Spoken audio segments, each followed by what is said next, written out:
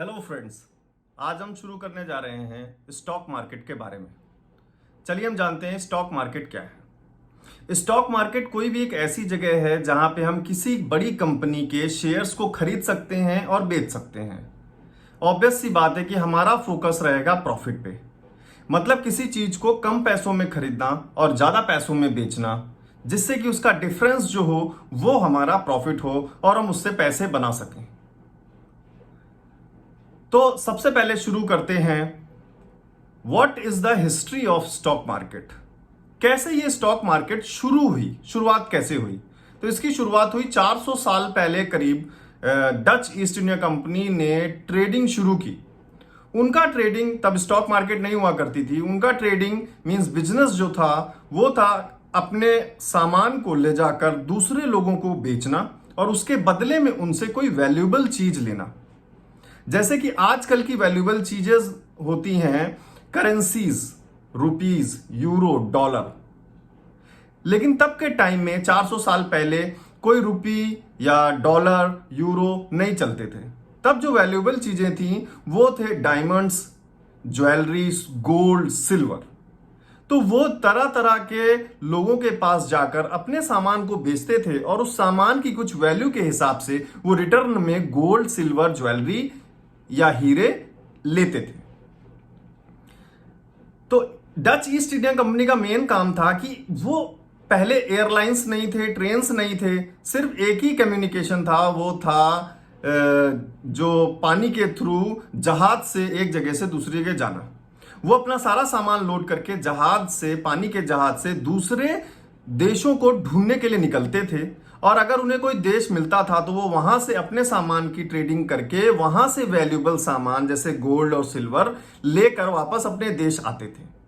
लेकिन इस जहाज को तैयार करना, क्योंकि देश बहुत दूर होते थे, पूरा वर्ल्ड का मैप नहीं बना हुआ था, नए देश बहुत सारे खोजने बाकी थे, उन्हें पता नहीं था कि देश हैं कि नहीं है।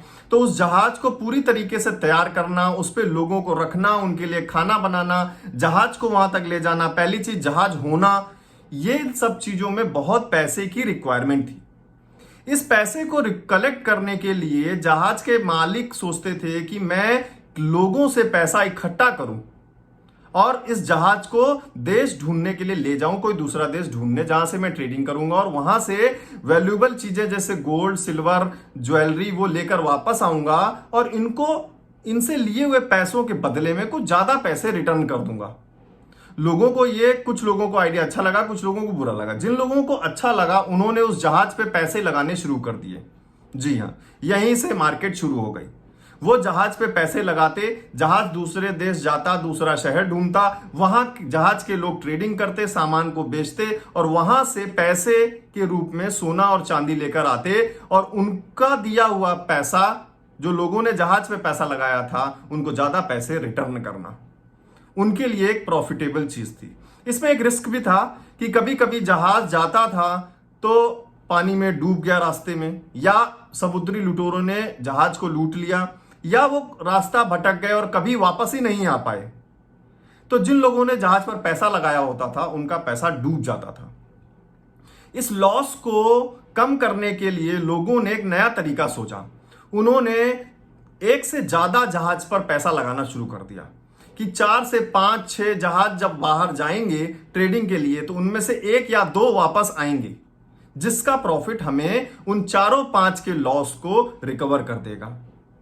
बस यहां से स्टॉक मार्केट कह सकते हैं कि एक बाजार की तरह चीजों को, किसी चीज पे पैसा लगाना, वो एक कंपनी थी। जहाज एक कंपनी थी जो काम कर रही थी, मेहनत कर रही थी दूसरे देश और शहर को ढूंढने का, दूसरा खजाना ढूंढने का। और वहां के लोग जो उस जहाज पर पैसा लगा रहे थे वो थे इन्वेस्टर्स। वो अपना पैसा इन्वेस्ट कर रहे थे एक अच्छे प्रॉफिट के रिफंड के लिए। तो इस तरीके से इसको हम एक स्टार्टिंग कह सकते हैं, हिस्ट्री कह सकते हैं स्टॉक मार्केट की शुरुआत की। अब बात कर लेते हैं आजकल की कंपनीज, जैसे बड़ी बड़ी कंपनीज हैं, रिलायंस है, विप्रो है, एचसीएल है, इन्फोसिस है, टीसीएस है, टाटा मोटर्स है। इन कंपनीज के शेयर्स के बारे में लोग बात करते रहते हैं कि इसके शेयर खरीद लिए, उसके शेयर खरीद लिए। एक्चुअली में शेयर्स क्या है? इसको हम बहुत एक छोटे से एग्जाम्पल से समझते हैं। जैसे मैं एक बिजनेस शुरू करना चाहता हूं, मैं कंपनी बनाना चाहता हूं, जो मेरी कंपनी एक बिजनेस करना चाहती है, मेरी कंपनी के पास कोई प्रोडक्ट है या फिर सर्विस है जिसके लिए मैं लोगों से पैसे चार्ज करना चाहता हूं और इस बिजनेस को खड़ा करना चाहता हूं। इसके लिए मेरे पास 10,000 रुपए हैं इस बिजनेस को शुरू करने के लिए, बट वो 10,000 रुपए मेरे पास कम है, मुझे जरूरत है 20,000 रुपए की। तो मैं 10,000 रुपए या तो किसी से उधार ले सकता हूं या अपनी फैमिली में किसी मेंबर से, लोगों से मिलकर इकट्ठा कर सकता हूं, जिसको हम क्राउड फंडिंग बोलते हैं, या फिर अपने कंपनी की आधी हिस्सेदारी देकर किसी से 10,000 रुपए लेकर उसको अपना मैं 50% का पार्टनर बना लूं। मतलब उसके बाद अगर कोई 10,000 रुपए मुझे देता है और 10,000 रुपए मैंने लगाए हैं, तो आधी कंपनी मेरी और आधी कंपनी उसकी हो जाती है। आगे के कंपनी के जितने भी लॉसेस और प्रॉफिट्स होंगे वो आधे आधे इक्वल डिवाइड होंगे दोनों लोगों में। आज मेरी कंपनी ने 20,000 रुपए से शुरू किया है, उस कंपनी की वैल्यू 20,000 रुपए है, और आगे 1 साल बाद हमने अच्छा एक प्रॉफिट किया, बिजनेस को बड़ा किया, और वो 20,000 रुपए से वैल्यू मेरी कंपनी की बढ़ के 40,000 हो गई है। तो अब जो हमने 10,000 रुपए लगाए थे वो 20,000 में कन्वर्ट हो गए हैं। अब जिस दिन भी मेरा दोस्त चाहे तो वो 20,000 के कंपनी की आधी हिस्सेदारी मुझे बेचकर या फिर किसी और को बेचकर वो निकल सकता है और वो जिम्मेदारी, हिस्सेदारी किसी और को दे सकता है। ये एक सिंपल कॉन्सेप्ट हुआ कि कंपनी के अभी 2 शेयर्स थे, एक मेरे पास था आधा और एक था मेरे दोस्त के पास। इसी को हम एक बड़े लेवल पे एक बार एग्जांपल लेके देखते हैं कि मान लीजिए कोई कंपनी है जिसकी इवैल्यूएशन, मतलब कंपनी की वैल्यू, कंपनी के पास सामान, कंपनी के पास पैसा, कंपनी के प्रॉफिट्स, सब कुछ जोड़ के उसकी वैल्यू 1 लाख रुपए है, और वो कंपनी चाहती है 1 लाख रुपए और इकट्ठा करना चाहती है कंपनी को और आगे बड़ा करने के लिए। तो वो भी क्या करेगी, अपने कंपनी 1 लाख रुपए की वैल्यू के 1 लाख शेयर्स में डिवाइड कर सकती है। ये एग्जांपल ले रहा हूं मैं बस, वो 50,000 शेयर्स में भी डिवाइड कर सकती है, 1,000 शेयर्स में भी डिवाइड कर सकती है, 100 शेयर्स में भी डिवाइड कर सकती है। मैं 1 लाख का इसलिए एग्जांपल ले रहा हूं जिससे कि चीजें आसान हो जाए समझने के लिए। तो अगर 1 लाख की वैल्यू है और उसको वो 1 लाख पार्ट में डिवाइड करती है, 1 लाख शेयर्स में डिवाइड करती है, तो आप बताइए एक शेयर कितने का पड़ा? 1 रुपए का। मींस कोई भी यूजर, कोई भी इन्वेस्टर, कोई भी रिटेल इन्वेस्टर जैसे हम लोग हैं, वो अगर उस कंपनी का शेयर खरीदना चाहते हैं तो एक शेयर 1 रुपए में खरीद सकते हैं। उसके बाद जैसे जैसे वो कंपनी ग्रो करेगी, आपके पैसा उसको मिलेगा, वो अपनी कंपनी में पैसा इन्वेस्ट करेगा, अपनी टीम बढ़ाएगा, टीम फ्लो बढ़ाएगा, वर्क फ्लो बढ़ाएगा, क्लाइंट्स को बढ़ाएगा, और आगे चल के 1 साल, 2 साल, 3 साल, 5 साल बाद जो कंपनी उसकी 1 लाख की इवैल्यूएशन करती थी वो आज 10 लाख रुपए की हो गई है। शेयर्स 1 लाख ही हैं, मतलब आपके पास जो 1 रुपए का एक शेयर था वो अब 10 रुपए का हो चुका है, और अब आप उसको 10 रुपए में बेचते हैं तो आपका 1 रुपया 10 रुपए में बन चुका है और आप एक अच्छे खासे प्रॉफिट में आ चुके हैं। तो एक बेसिक सा कॉन्सेप्ट है कि किसी भी शेयर्स को खरीदने के, किसी कंपनी के शेयर्स खरीदते हैं तो प्रॉफिट कैसे हो सकता है। आप उस कंपनी के शेयर्स कम दाम पे खरीदें और ज्यादा दाम पे बेचें, और उसके बीच का डिफरेंस है वो आपका प्रॉफिट बुक हो चुका है। तो ये कहानी है कंपनी के शेयर्स की। तो सबसे पहले समझते हैं कि स्टॉक मार्केट क्या है। जैसे हम किसी भी सामान को खरीदने के लिए मार्केट में जाते हैं, एक जगह है, एक दुकान बनाई गई है, एक कॉम्प्लेक्स बनाया गया है, जो एक बड़ी दुकान है जहां पे बहुत सारी दुकानें लिस्टेड हैं, जिनको हम शॉपिंग मॉल्स भी बोल सकते हैं। तो ये एक छोटी तरीके की एक बिल्डिंग है जहां पे एक मार्केट है, जिसमें हम जाके कपड़े भी खरीद सकते हैं, ग्रोसरी का सामान भी खरीद सकते हैं, सब्जियां खरीद सकते हैं, टॉयज खरीद सकते हैं, स्पोर्ट्स का सामान खरीद सकते हैं, मूवी देख सकते हैं। इसी तरीके से स्टॉक मार्केट की भी एक बिल्डिंग है जिसको हम बोलते हैं एक बॉम्बे स्टॉक एक्सचेंज और नेशनल स्टॉक एक्सचेंज। इंडिया की 2 बड़ी मार्केट हैं, बॉम्बे स्टॉक एक्सचेंज और नेशनल स्टॉक एक्सचेंज, जिसको हम, आपने कई बार वर्ड सुने होंगे, बीएससी और एनएससी। तो ये जगह है जहां पर लोग जाके किसी भी कंपनी के शेयर्स को खरीद सकती हैं और बेच सकती हैं। तो अब हम थोड़ी बात कर लेते हैं एनएसई और बीएसई की थोड़ी सी और डिटेल में कि एनएसई मतलब नेशनल स्टॉक एक्सचेंज कंपनीज ने क्या किया कि मैं अगर जैसे नेशनल स्टॉक एक्सचेंज एक्चुअली में क्या है, एक मार्केट प्लेस है जहां पे बहुत सारी कंपनीज इंडिया की लिस्टेड हैं, जिसमें लगभग 1000 से ऊपर कंपनीज लिस्टेड है। मतलब उन कंपनीज ने अपने शेयर्स वो उस मार्केट में लिस्ट कर रखे हैं। जो आदमी उस कंपनी के शेयर्स चाहे खरीदना, वो उस मार्केट में जाके शेयर्स खरीद सकता है। ऐसे ही बॉम्बे स्टॉक एक्सचेंज ने लगभग 5000 कंपनीज के शेयर्स को लिस्ट कर रखा है और वहां पे जाके लोग कंपनीज के शेयर्स खरीद सकते हैं और बेच सकते हैं। एनएसई का एक इंडेक्स है। इंडेक्स को हम समझते हैं एक्चुअली में इंडेक्स क्या होता है। जैसे आपने वर्ड सुना होगा निफ्टी 50, तो निफ्टी हो गया नेशनल 50, मींस इंडिया की जो टॉप 50 कंपनीज हैं वो उनके सारे प्राइसेस को जोड़कर एक एवरेज प्राइस बनाया गया, जिसको एक इंडेक्स बना दिया गया निफ्टी 50 के नाम से। अब होगा क्या, जब मार्केट में उन 50 कंपनीज के शेयर्स का प्राइस ऊपर उठेगा तो निफ्टी 50 क्योंकि उनका एवरेज है वो भी उठेगा। अगर इन 50 कंपनीज में से 30 कंपनीज लो परफॉर्म कर रही हैं, मतलब उनके शेयर्स का प्राइस गिर रहा है, तो ऑब्वियस सी बात है कि निफ्टी 50 जो इन 50 कंपनीज का एवरेज है उसका प्राइस भी गिरेगा। तो निफ्टी 50 के प्राइस को देखकर जो एक नंबर स्टार्टिंग में बनाया गया, मान लीजिए 500, और वो आज तक चलते चलते चलते चलते जो 16000 की रेंज तक पहुंच चुका है, तो इसका मतलब ये हुआ कि जो पहले 50 कंपनीज के प्राइस थे वो भी पिछले 20 साल में बढ़ बढ़कर आज एक ऊपर पॉइंट तक पहुंच चुके हैं, जिसकी वजह से उन सबका 50 का एवरेज जो है निफ्टी 50 वो भी आज 16000 अंकों पे जाके खड़ा है। ऐसे ही बीएसई मार्केट की अगर बात करें तो उसमें निफ्टी में टॉप 50 कंपनीज का एवरेज है, और जो बीएसई है जिसका इंडेक्स का नाम है सेंसेक्स, सेंसिटिविटी इंडेक्स, उसका फुल फॉर्म है सेंसिटिविटी इंडेक्स। इसमें टॉप की बीएसई है बॉम्बे स्टॉक एक्सचेंज, उसमें जो लिस्टेड कंपनीज हैं उनकी जो टॉप 30 कंपनीज हैं, निफ्टी में 50 कंपनीज टॉप की, बीएसई में टॉप 30 कंपनीज के प्राइसेस का जो एवरेज बनाया गया उसको उस इंडेक्स का नाम दिया गया है सेंसेक्स। जो निफ्टी की तरह ही बहुत पहले एक पॉइंट्स बनाए गए थे जो आज लगातार बढ़ते चले जा रहे हैं, बढ़ते चले जा रहे हैं, बढ़ते जा रहे हैं, क्योंकि टॉप 30 जो बीएसई के शेयर्स थे, जो कंपनीज थी, उनके प्राइस भी लगातार बढ़ रहे हैं। तो ऐसे ही बिल्कुल ही सेंसेक्स में भी यही हाल होगा कि अगर उन टॉप 30 कंपनीज में कोई 20 कंपनीज 25 कंपनी लगातार गिर रही हैं, तो ऑब्वियस सी बात है कि उन 30 का जो एवरेज होगा वो भी सेंसेक्स में गिरता हुआ दिखाई देगा हमें। तो इंडेक्स का क्या इस्तेमाल कर सकते हैं हम? इंडेक्स से हम एक अंदाजा लगा सकते हैं कि निफ्टी 50 अगर गिर रहा है तो मतलब टॉप 50 कंपनीज कहीं ना कहीं परफॉर्म लो कर रही हैं। अगर वो अच्छा परफॉर्म कर रही हैं 50 कंपनीज, तो उनका एवरेज भी एक अच्छा परफॉर्मेंस दे रहा है और निफ्टी 50 का भी प्राइस ऊपर बढ़ता चला जा रहा है। तो होपफुली आप स्टॉक, जो इंडिया की 2 स्टॉक मार्केट हैं जहां पे कंपनीज अपने शेयर्स को लिस्ट करती हैं, वो आप समझ गए होंगे, एनएसई और BSE, national stock exchange, Bombay stock exchange.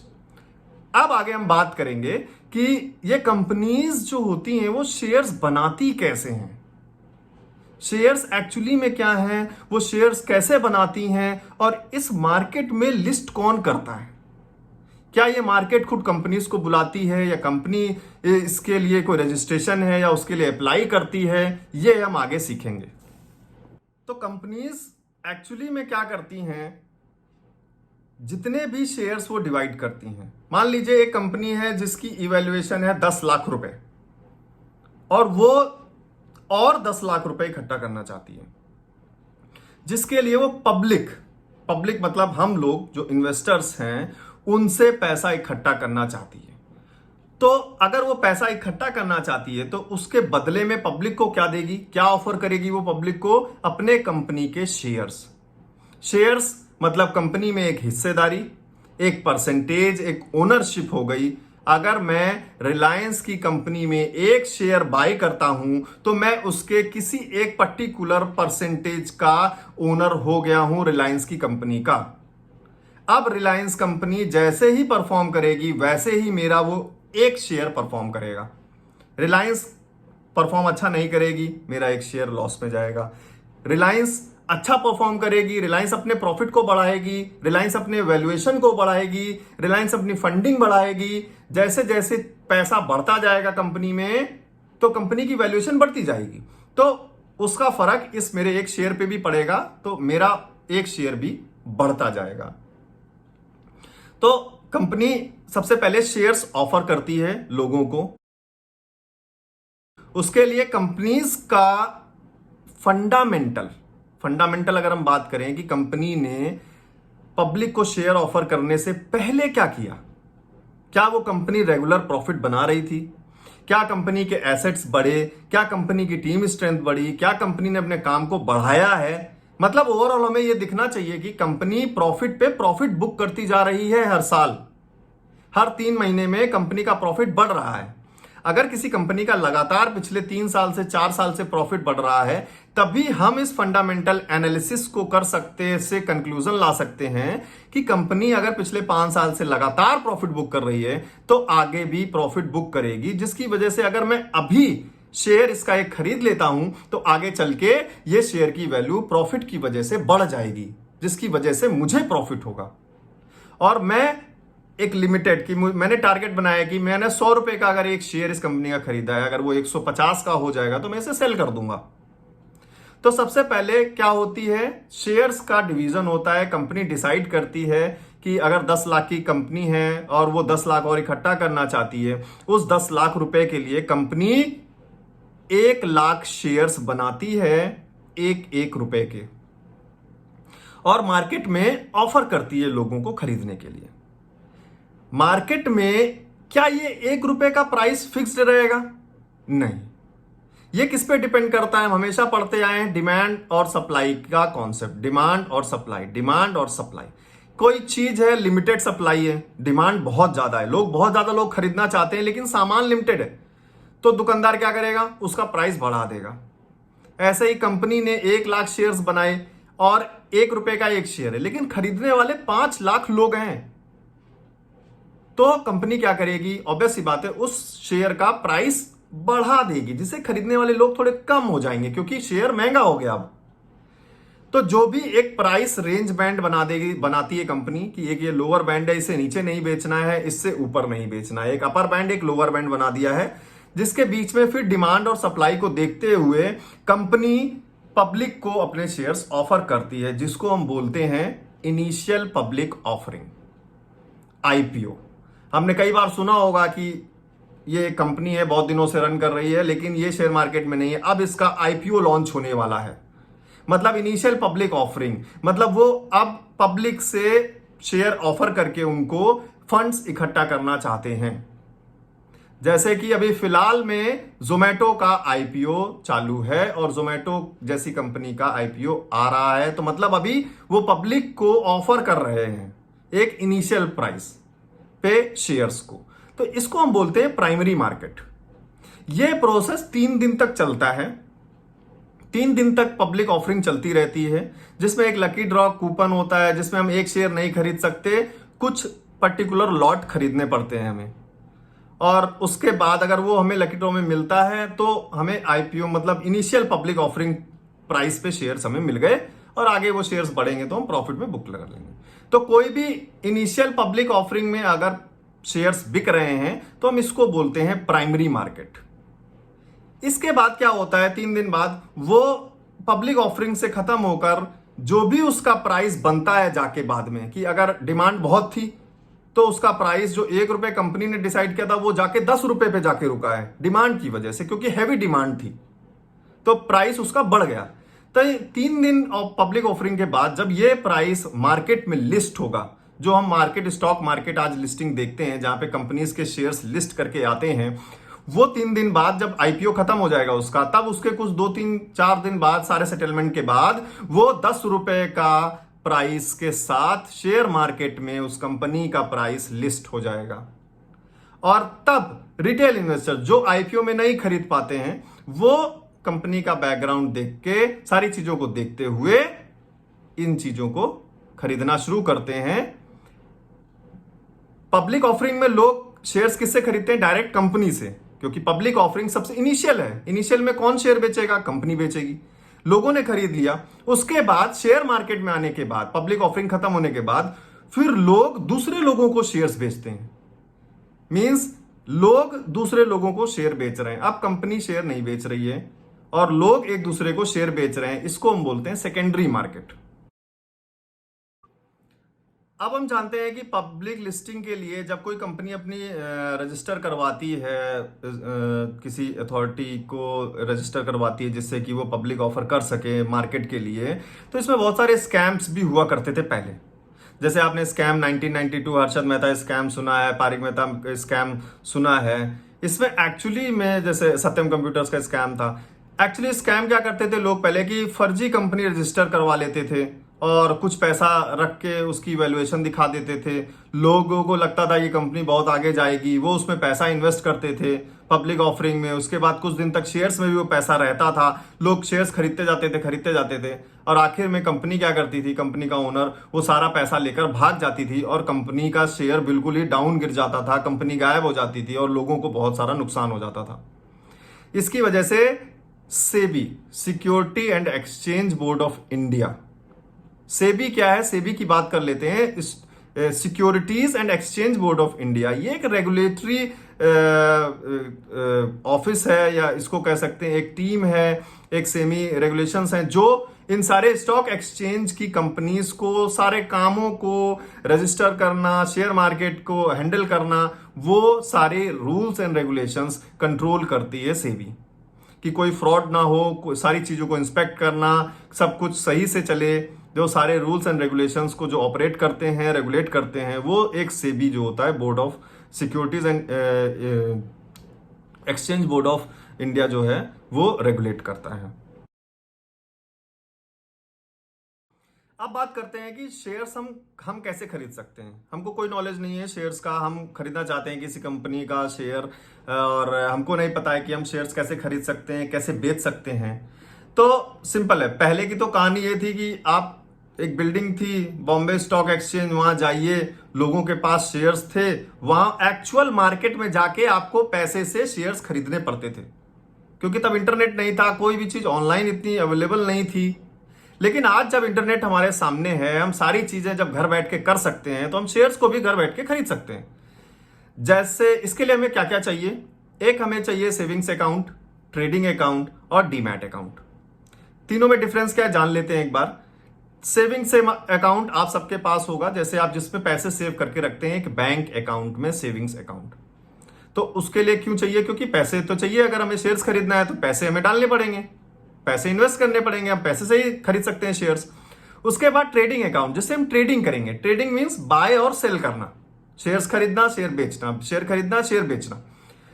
और डीमैट अकाउंट, डीमैट अकाउंट क्या है? जैसे सेविंग्स अकाउंट होता है जिसमें हम पैसे को जमा करके रखते हैं, वैसे ही डीमैट अकाउंट होता है जिसमें हम क्या करते हैं, अपने शेयर्स को जो हमने बाय किए हैं उनको खरीद के रखते हैं, कि आज मैंने शेयर्स खरीदे हैं रिलायंस के, इसको मैं 5 साल बाद बेचूंगा, तो 5 साल बाद वो शेयर्स खरीद कर कहीं ना कहीं रखने पड़ेंगे। वो काम करता है डीमैट अकाउंट। हम अपने शेयर्स को अपने सेविंग अकाउंट्स के पैसे से खरीद कर ट्रेडिंग करते हैं, बाय करते हैं, बाय कर लिया हमने और उसको डीमैट अकाउंट में रख दिया। तो डीमैट अकाउंट खोलने के लिए आजकल बहुत सारे प्लेटफॉर्म्स खुल गए हैं, जैसे कि कई सारी बैंक्स ही डीमैट अकाउंट्स ओपन करती हैं। अब इसमें बात कर लेते हैं कि जो हमें ये सुविधा दे रहा है, जो सर्विस दे रहा है खरीदने और बेचने की, घर बैठे ऑनलाइन इंटरनेट, इसमें इसका क्या फायदा? इसका फायदा होता है ब्रोकरेज। जो कंपनीज ये काम कर रही हैं, जो आपको बाय करने के लिए और सेल करने के लिए प्लेटफॉर्म प्रोवाइड कर रही हैं, वो आपके बाय और सेल पर कुछ परसेंट कमीशन आपसे चार्ज करते हैं। जैसे कि पहले, आज से पहले 4-5 साल पहले जितने भी ब्रोकरेज थे वो बहुत ज्यादा थे, कोई 1% लेता था, कोई 0.5% लेता था। तो अगर हम बड़ा ट्रेड कर रहे हैं तो उसमें एक हैवी अमाउंट तो ब्रोकरेज में ही चला जाता था, जिसमें अगर प्रॉफिट हमको ज्यादा नहीं हुआ तो हमारा ब्रोकरेज तो जाना ही जाना है, क्योंकि वो ट्रेडिंग पे ब्रोकरेज लेते थे। आप खरीदे बेचे, उनका कमीशन फिक्स्ड है, आपको प्रॉफिट हो लॉस हो उससे उनको मतलब नहीं है। बट अब धीरे धीरे जैसे जैसे इस चीज में कंपटीशन बढ़ा, बहुत सारे नए कंपनीज इसमें इन्वॉल्व हुए इन प्लेटफॉर्म्स को प्रोवाइड करने के लिए, तो उनके पास एमएसपी जो जो यूएसपी था कि यूनिक सेलिंग प्राइस उनके पास था, जो उन कंपनी को बढ़ा सके, वो यही था कि वो ब्रोकरेज कम करें। तो अब बहुत सारी कंपनीज आ गई हैं जिनका ब्रोकरेज लगभग पॉइंट्स में चला गया है और लगभग 0% तक चला गया है। इवन कुछ कंपनीज 0% ब्रोकरेज पे आपको चीजें खरीदने और बेचने के लिए दे रही हैं, वो कमा रही हैं अपने बाकी स्टडी मटेरियल से या पेड कुछ उनका है, या कुछ कंपनीज हैं जो 0.003 या 0.0305% ब्रोकरेज ले रहे हैं। मींस ब्रोकरेज आज बहुत कम हो गया है। बहुत सारी सर्विसेज हो गई हैं, मोबाइल से ऑपरेट कर सकते हैं, बहुत सारे प्लेटफॉर्म बन गए हैं जहां पे आपको सिंपली अपने शेयर को टारगेट करना है कि मुझे ABC शेयर को बाय करना है। आप ABC शेयर को आप वहां सर्च करेंगे, उसका प्राइस आ जाएगा, उसका पूरा रिकॉर्ड आ जाएगा, आप चेक कर सकते हैं, उनके पुराने प्राइसेस को चेक कर सकते हैं, पिछले 1 साल में कितना रिटर्न दिया है, कितने % बढ़ा है, कितने % घटा है। ये सब चीजें करके आप सिंपली एक बाय ऑप्शन पे क्लिक करेंगे, एक बॉक्स आ जाएगा, उसमें आप डालेंगे कितने शेयर्स आपको खरीदने हैं, वो क्वांटिटी डाला और बाय कर दिया। जैसे आप बाय का बटन क्लिक करेंगे, वो शेयर्स उतने पैसे के उस रेट पर, जो रेट आप वहां पे डाल रहे हैं और जो रेट चल रहा है, जो 5 शेयर्स खरीदे हैं तो 5 शेयर्स आपके अकाउंट में ऐड हो जाएंगे। Simple as that. आज इतना आसान हो गया है शेयर्स को खरीदना और बेचना।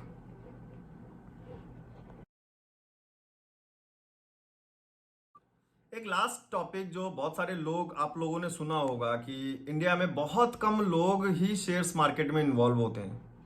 क्यों? पहला शब्द ही उनको यही लगता है, share market is gambling, share market एक जुआ है जहां पे हमेशा लॉस ही होता है, लॉस ही होता है और लॉस ही होता है। अच्छा, आप एक बात बताइए कि अगर लॉस ही लॉस होता है तो ये कंपनी जैसे रिलायंस है, जो आज से 10 साल पहले जिसका शेयर प्राइस बहुत कम था और बहुत ज्यादा है, तो अगर किसी ने रिलायंस में इन्वेस्ट किया होता और आज वो अपनी वैल्यूएशन देख रहा होता तो क्या उसको लॉस होता? नहीं। बात है मेन कि अगर आप किसी के कहने पर किसी भी शेयर में प्राइस डाल रहे हैं, कोई भी शेयर खरीद लिया, हमें शेयर मार्केट के बारे में कुछ भी नहीं पता है, किसी ने हमसे कहा, किसी से सुना और हमने शेयर्स खरीद लिए, जिसका हमें ना आगे का पता है ना पीछे का पता है, और कल को वो शेयर डाउन चला गया, गिर गया, हमें लॉस हो गया, तो हम बोलते हैं ये तो जुआ है और इसमें लॉस ही होता है। लेकिन अगर आप कंपनी के फंडामेंटल्स चेक कर रहे हैं, आप टेक्निकल एनालिसिस कर रहे हैं, टेक्निकल एनालिसिस के बारे में हम आगे वीडियो बनाएंगे और उसमें सीखेंगे धीरे धीरे टेक्निकल एनालिसिस क्या है, फंडा एनालिसिस में क्या क्या करते हैं हम, फंडामेंटल एनालिसिस में, और क्या चीजें होती हैं जो हमें बोलती हैं कि हाँ ये कंपनी अच्छी है, इसका प्राइस ऊपर जाने वाला है, ये कंपनी बेकार है, आगे चल के इसका प्राइस गिरने वाला है। अगर आपको इन सब चीजों का ज्ञान है, अगर आप इन सब चीजों को अच्छी तरीके से सीखते हैं, तो आपके लॉसेस बहुत ही कम होंगे।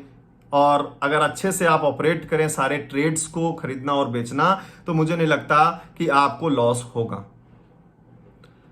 अगर आपको नॉलेज है और फिर आप शेयर मार्केट में इंटर होते हैं, आप पैसा लगाना शुरू करते हैं, इन्वेस्टिंग शुरू करते हैं, ट्रेडिंग शुरू करते हैं, तो then it is not a gambling because you are making a profit. Gambling तब तक ही लोगों को लगता है जब तक वो उनको लॉस होता है, और लॉस तभी होता है जब आप बिना कुछ जाने, बिना कुछ समझे किसी भी चीज में इंटर हो जाते हैं। तो मेरी सबसे पहले ये एडवाइस होगी कि आप पहले कम से कम 5 से 6 महीने चीजों को फॉलो करें, स्टडी करें, स्टॉक मार्केट के चीजों को समझें और तभी अपना इन्वेस्टिंग और ट्रेडिंग स्टार्ट करें।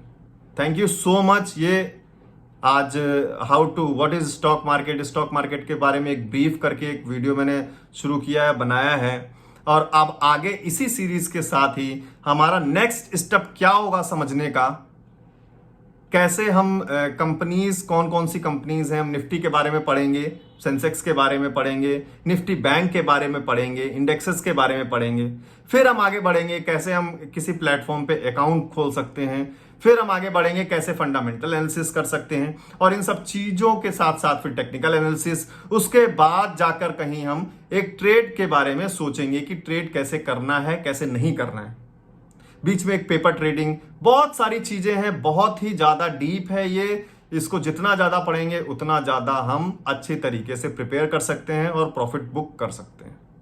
सो थैंक यू गाइस, मिलते हैं नेक्स्ट वीडियो में। Thank you very much.